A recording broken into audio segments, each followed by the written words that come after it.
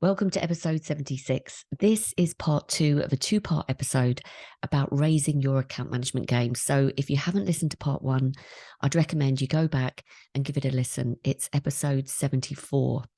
Now, this two-part series is relevant more for you if you're in a more senior account manager role and you want to either be promoted to account director, and you kind of need to know what you need to do to get there, and you don't understand what tasks you need to do, how you need to be behaving differently to get that promotion. You might be sitting there frustrated that you aren't being recognized by your agency, so you want to raise your profile, or you're not really sure what you can do to be more effective in your account management role. So in part one, we talked about the acronym RAISE, and I talked through the first two letters of that acronym. R was for research and A was for asking great questions. So again, if you haven't heard the episode, go back and give it a listen, because we go into a lot more detail about what those two things stand for and what you should be doing differently. So now on this episode, I'm going to be talking about the other elements of that acronym RAISE. So I of RAISE is for insight. So what do we mean by insight? Because there's actually quite a lot of debate, particularly in agencies, about what's an insight and what isn't. So this is about you, and what I mean by insight is about you proactively coming up with information that's relevant to your client that they don't know, or it'll be difficult for them to find out. So you're bringing it to them as new news. And insight could also relate to you coming forward to your senior management team at the agency with something perhaps they didn't know before. So a tangible client example of this would be maybe to uncover an insight about a change in their customers' behavior. And then you bring this to your client with a suggestion for what you need to do differently, or what they need to do differently in their marketing campaigns, for example. Now, like, the highest level of insight is you conducting your own research. So maybe you would get together a focus group and then you generate some insight from that. But often that's expensive and time consuming, but that would be really, really interesting insight that you come up with. And I know some agencies that do put that amount of time and effort, and it probably depends a lot about the type of agency you're working for. If you're working in a big network agency with multiple departments and a lot more resource, that's a lot more of a possibility. A great source of customer behavior trends and insights are often found by reading management consultancy websites. So management consultancies could be places like Accenture, PricewaterhouseCoopers, Deloitte, and other sources of insight about consumer behavior are sites like Gartner or Forrester. So we'll put the links in the show notes, because it's always a good idea, to stay abreast of what's happening with your clients' customers, because ultimately that's all they're concerned about. So the more that we're concerned about their customer and understanding, how their customers are changing, the profile of the customer, that's really where the value comes from and what our clients are most concerned about. So to give you a kind of an example of this, your client, let's say, is in the beauty space and they have a range of beauty products, and currently their product positioning is around purity, the purity of the ingredients and the purity angle of sourcing pure products from around the world, for example. But during the course of the last few years, consumer preferences have slightly changed. So we've obviously been through a global pandemic, and now you've uncovered an insight through looking at beauty trends for 2025. So you found a report that's just come out, and it shows that actually consumer preferences are less worried about the purity angle of the products, but more about how efficacious the ingredients are. because obviously there's been this need to wash our hands all the time and be really cognizant of how germs are spread because of the pandemic. That's been highlighted over the last few years. So this insight in this report that you've uncovered could trigger a need to take a whole new look at the client's product's positioning and also its messaging. So that could spark an area or a thought in you to bring this insight to the client, to open up a dialogue with the client about revising or certainly looking in further depth about the product's positioning. So that could be one thing, because obviously product positioning and messaging, if you're a brand strategy agency, that's absolutely in your wheelhouse. That's the kind of thing that your client would be expecting you to bring proactively to them, this insight that could change fundamentally how they're talking about their products and how they are appealing to their audience. You know, a further step into that could be looking at what your products, what your clients' competitors are doing. You know, are they revising their messaging? Have they changed? You know, look at some of the competitors maybe that are also taking that purity angle as their core positioning in the marketplace. So that, I hope, has kind of stimulated a few thoughts in your mind about how you can start thinking about bringing some insight to your client. And let's talk about how you could bring insight to the senior management team of your agency. So you could have, for example, you could be really attuned and situationally aware of what's happening in your marketing field. So you read, for example, Marketing Week on a regular basis, and you've noticed that there's a webinar that's happening with Professor Mark Ritson, and that he's talking specifically about brands that are marketing through a recession, because there's lots of historical data about how brands perform if they continue spending through a recession rather than slashing their marketing budgets. So you decide to share this fact with the senior management team proactively, and you offer to watch the webinar and to then provide a summary to them afterwards, and then identify the relevance to some of your clients.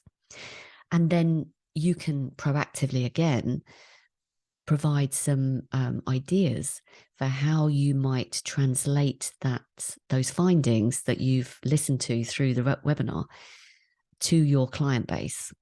So why is that important? Like, why would you, in order to raise your account management game, want to provide insight? Well, it really demonstrates your attitude in your job. You look infused, you look interested, you look engaged. It makes you stand out and shows that you're really keen to progress, because you're going over and above, you're bringing ideas, you're bringing insight, and it reinforces your value to the client and also to the agency. And then it's something that you can be proud to chat about in your annual performance review. Because, you know, how many times have you thought, oh my goodness, I've got my annual performance review coming up with my line manager, and, you know, what have I done this year to show that I'm ready to be promoted, I'm ready to go to the next level? So, you know, no one's ever lost their job for showing too much enthusiasm. So that's kind of the attitude that you gotta have. So don't forget that all of these tips is around, you already want to progress in your career, you already want to stand out, you want to get promoted, etc. So that's the I of Raise. It's to provide insights, and I hope that's stimulated some thoughts. Now let's go to the next letter of the acronym RAISE. So the S is about sell. So what do I mean by sell? Well, if you want to raise your account management game, and you want to go to the next level, perhaps you want to reach account director, senior account director, group account director, or client services director, you really need to learn the principles of selling and to have some awareness of selling. And when I speak to account managers about selling, they absolutely cringe sometimes at the word sales, because it often conjures up an image of someone who's a bit cheesy, bit sleazy, who's pushing someone into a sale. And of course, that's not the reality. There's a lot of professional salesmen out there. And, you obviously wouldn't want to compromise your precious client relationship that you've built and nurtured over many, many years. You've invested in building a solid relationship. The client loves working with you. You've done some great work. There's mutual respect, trust, and understanding. And I'm not suggesting here that you clumsily start selling your services, banging on about your services, your agency, blah, blah, blah. I mean, it's rude at best and repellent at worst. And actually your precious relationship that you've built up could be, tarnished somehow if your client sniffs, they call it commission breath, because often salespeople are incentivized on commission. So, you want to sell in a way that's totally authentic, totally comfortable. And ultimately, what I'm talking about here is making sure you are proactively uncovering clients' goals and their desired outcomes so that you can then proactively come up with some solutions to help. Because selling ultimately is helping. You're certainly not selling stuff that your client doesn't need or want. Now, those solutions that you could come up with, first and foremost, should be focused absolutely on helping the client, their business, their role, their progression. And it's not about serving your needs. Obviously, growing your account and getting additional revenue for the agency is a byproduct of helping solve the client's business problems, because no client is going to part with any money to pay for an agency's services if ultimately it's not bringing some kind of outcome. So by selling, I mean suggesting ideas to help the client reach their goals and not feeling bad about that, not feeling like, oh no, I shouldn't really be talking about our other services, even though I think they really could do with them. I know we do great work for other clients in other areas of our business, but I feel hesitant about suggesting it. Many agency account managers just feel like they just don't want to open up that conversation, because sometimes they don't know how to have that conversation in a really natural way. Now, why is it important? Why is it important, this sales aspect of your role? Well, if you're not suggesting ideas to help your client, you can be sure they are receiving phone calls and emails from other agencies offering to solve their marketing problems and coming up with their own solutions and helping the client's business. So think of it in those terms as well. Think about, your competitors, your other agencies in the marketplace are looking at your client as a prospect, and they're doing their own marketing activities. They're doing their own new business activities, and your client could be on their prospecting list. Because, frankly, how can we reasonably expect that our clients are going to ignore an irresistible offer to solve their marketing challenges? So, they may be tempted to take a phone call or to reply to an email from a competing agency if their own agency isn't being proactive and providing support and making it known that they want to help solve their clients' challenges. So how do you do this? Like, how can we even start to think about this? One of the things that you can do is to offer to be part of the client's yearly marketing planning process, or conduct quarterly business reviews where you bring those ideas to them. This sets the precedent for a way of working with your agency that kind of keeps you upstream. I call it upstream because you're working with senior clients. You are demonstrating your strategic ability. You're leveraging the learnings from all the other clients that you're working with. And you're demonstrating really your value rather than being a reactive order taker that's downstream and that's waiting for a project brief. If you have strategic capability within your agency, then it would be remiss not to offer that to your client. So make sure that you're asking for your client's goals. You know, what do they want to achieve? Have they already set their strategy for the year? How could you add to that? How could you bring relevant ideas to support them in that? So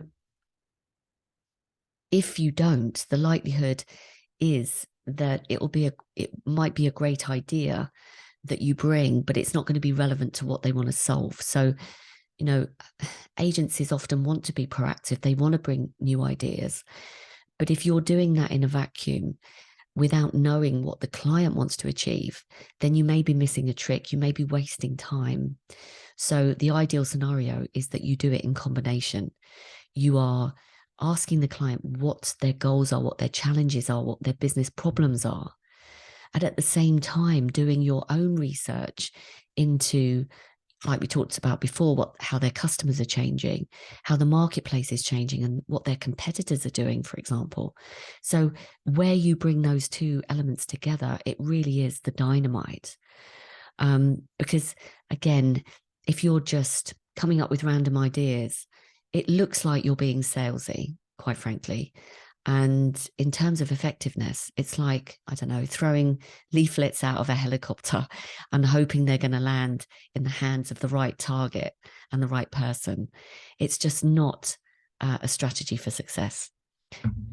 So what if you're not selling, you know, if you're not being proactive and providing new ideas that are relevant and asking for their goals and strategy and challenges, then you're in danger of being seen as a reactive order taker. You know, every study I ever read, and I try to read every study about when clients feed back about their agency's performance, what comes up time and time again is this lack of proactivity and this lack of coming with new ideas. So try not to fall into the trap of being that person that just waits for the brief.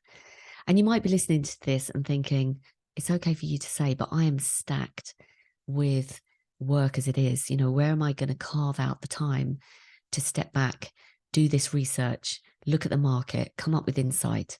And I get it, right? I really get it. And it's a whole nother podcast episode for me to talk about why you might be struggling in that area. Sometimes it's because you have a hybrid account management role, where hybrid means you have project management duties which focus on project delivery, scoping, scheduling, trafficking, troubleshooting. And the account management side of your role is really about coming up with new ideas, understanding the client's business, running quarterly business reviews, being involved in their yearly planning. So there's a conflict in the two areas, and sometimes it can feel a bit relentless if you are always in project management mode. So yeah, that's a whole different podcast episode on the differences between project management and account management. But fundamentally, what we're talking about here is raising your game, raising your account management game, and everything that you can do to make you more successful in that area. So I hope that was helpful. That's the S in raise. The next letter in the acronym of raise is E, and it's for education. So what do I mean by education? Well, if you want to raise your account management game, you're really serious about your career, you want to be good at your job, you perhaps have got your eyes on maybe one day running the company or leading the team, or you just want to be better. you might want to go to another agency that is going to be a step up for you. So you want to prepare yourself. I would say education is something that really think about. Read as many books as you can, listen to podcasts, do mini free online courses. And account management, the skill of account management covers multiple areas. It's leadership skills, marketing skills, agency business understanding, sales, and managing client relationships, softer skills. So there really is loads of different topics that you can read up about and learn about. And there really is an abundance of free educational materials out there on this topic. You just have to Google it. For example, LinkedIn Learning now has a vast array of free mini online trainings.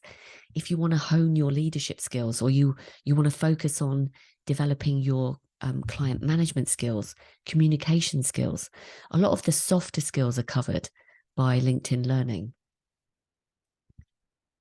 Podcasts. I mean, you might be someone like me who loves to go for a walk and put on a podcast, because I find listening to podcasts really quite sort of an intimate experience. I really do enjoy that, because I struggle to read. I've got loads of books that I start and then I drift off, because I find it easier to listen. So, for example, one podcast at the moment you've probably heard of is up there in the top charts. It's probably number one. It's certainly up in the top 5. The Diary of a CEO with Stephen Bartlett. And I think this is interesting if you have aspirations to becoming a business leader, because it really uncovers the different histories of these CEOs that Stephen interviews. And the interesting thing about Stephen Bartlett also is the fact that he managed to build one of the biggest social media agencies himself. So he was an agency owner, and he often talks about his role in the agency. So I find his podcast absolutely brilliant. That's one I would recommend.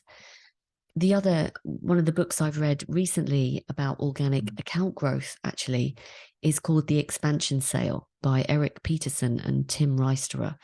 And I think that's one of the best, most insightful books about organic account growth.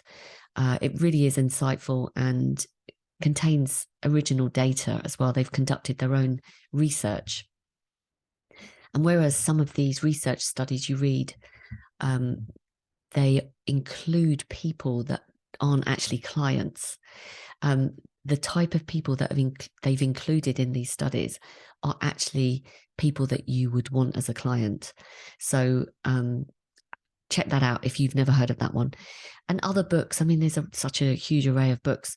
Win Without Pitching or Pricing Creativity. These are 2 excellent books by Blair Enns. Blair Enns is an agency advisor, and he runs his own training business called Win Without Pitching. And again, super smart, really insightful. And you're going to learn a lot about the agency business, and particularly new business and pricing. So check that one out. And of course, the classic Art of Client Service by Robert Solomon is another great book to put on your list about how to manage client relationships in an agency. I also interviewed Robert on this podcast, actually. So if you are curious to kind of get a taster of his work, then check out episodes 46 and 56.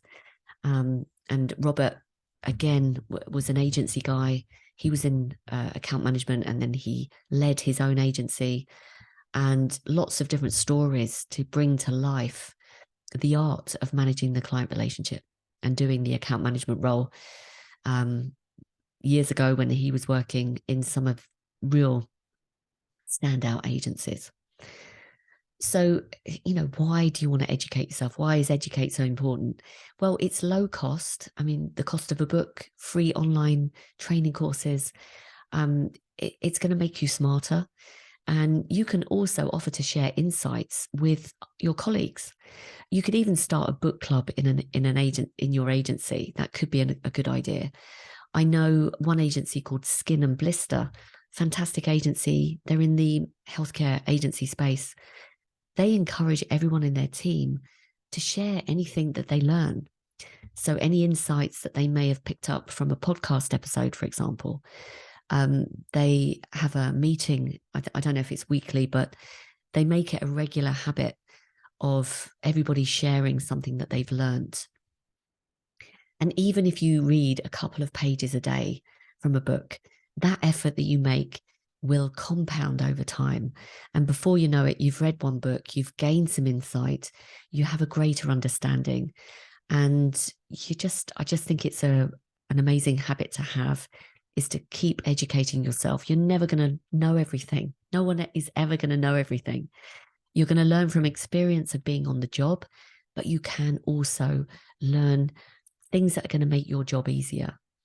And if you don't educate yourself, you're going to miss out on so much rich information that's already out there. People that have trodden the path before you.